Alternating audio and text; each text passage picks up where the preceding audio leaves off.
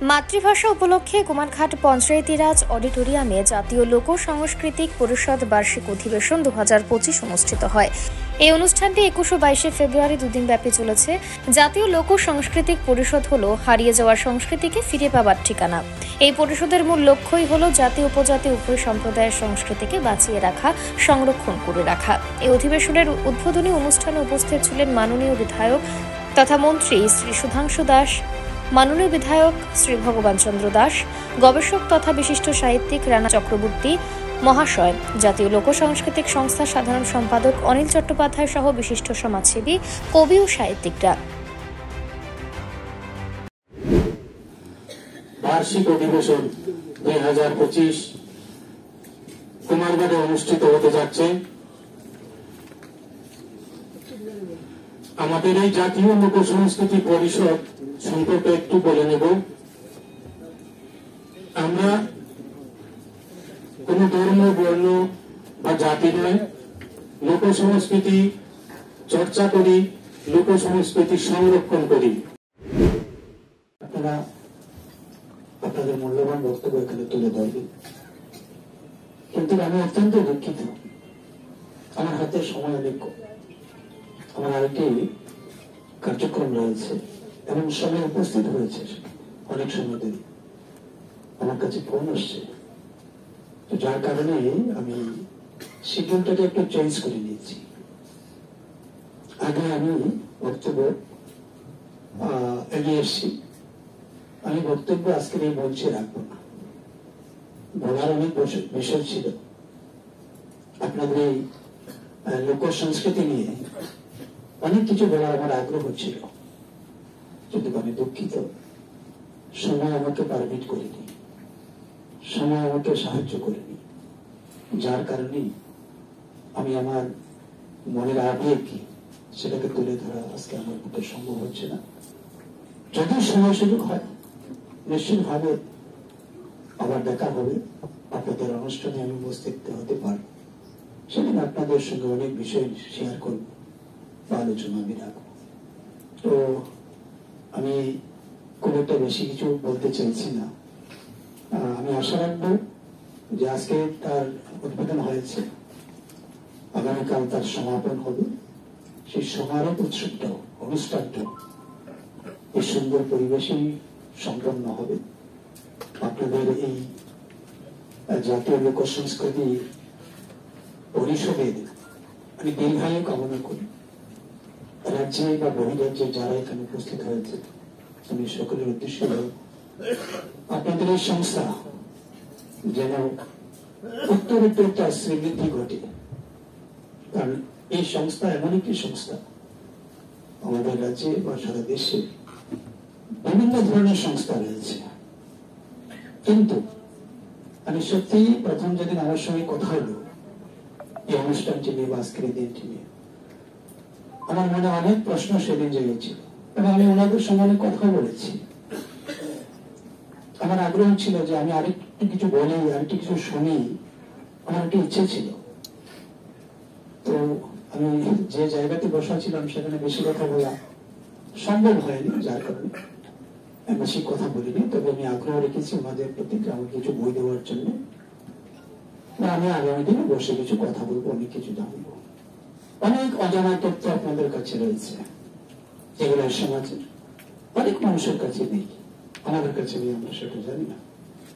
সেই অজানা কাহিনী, অজানা ইতিহাস, অজানা তথ্য আপনাদের মতো গুণী ব্যক্তিদের মাধ্যমে কিন্তু সেটা প্রকাশ পায় এবং আমরা জানি, জানার চেষ্টা করি।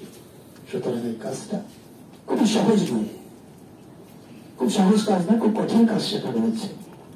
সেই জন্যই এই সমাজের মধ্যে আপনাদের, আমি জানি যে হয়তো সংখ্যায় আপনাদের অনেক কম রয়েছে, এটা অনেক কমই থাকে, এত বিশাল দেশ, এত বড় জনসংখ্যা, কিন্তু এই যে সংখ্যাটা আপনাদের মতো ব্যক্তিত্ব, তার সংখ্যা কিন্তু অনেক কম রয়েছে। রাজনৈতিক প্ল্যাটফর্মে অনেক নেতা রয়েছে, অনেক ভাষণ, অনেক কিছু আমরা শুনি, কিন্তু আপনাদের কাছে যেটা রয়েছে আপনারা যেটা আমাদেরকে শোনান, আপনারা আমাদেরকে যেটা জানান, সেটা কিন্তু অনেকের কাছে সেটা নেই, দেশের বৃহৎ অংশের মানুষের কাছে সেটা নেই। আমি আশা করব আগামী দিন আপনাদের কাছ থেকে আমাদের ত্রিপুরা রাজ্যে কোনায় কোনায় যে সমস্ত সেই প্রাচীন ঐতিহ্য রয়েছে, যে ইতিহাসগুলো আমাদের অজানা রয়েছে, আপনাদের মাধ্যমে সেগুলো জানবো। নমস্কার সবাইকে। জাতীয় লোক সংস্কৃতি পরিষদ বার্ষিক অধিবেশন 2025 আজ কুমারঘাট পঞ্চায়েতি রাজ এই প্রেক্ষাগৃহে অনুষ্ঠিত হচ্ছে। আজকের এই বিশেষ অনুষ্ঠানের যিনি সভাপতিত্ব করছেন মাননীয় মন্টু দাস মহোদয়, জাতীয় লোক সংস্কৃতি পরিষদ কেন্দ্রীয় কমিটি। আমাদের মধ্যে উপস্থিত ছিলেন এতক্ষণ এই বিধানসভা কেন্দ্রের যিনি মাননীয় বিধায়ক ভগবান চন্দ্র দাস মহোদয়। এছাড়াও উপস্থিত রয়েছেন বিশেষ অতিথি হিসাবে শ্রীযুক্ত কিশোর ভট্টাচার্য, প্রাক্তন অধ্যাপক বিশ্বভারতী বিশ্ববিদ্যালয় শান্তিনিকেতন। রয়েছেন বিশিষ্ট সমাজসেবী বিকাশিন্দু দেব মহোদয়।